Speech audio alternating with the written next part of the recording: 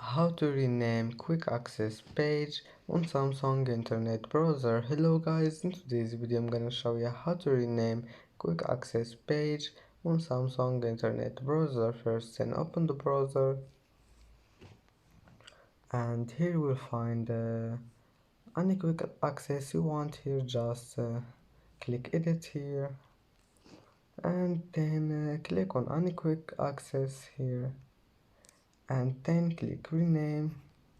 uh, Click on it and click rename, and here you can change the name.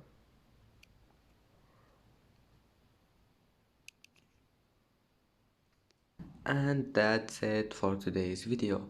If you like this video, don't forget like and subscribe, and thank you for watching this video until the end, and see you in the next video.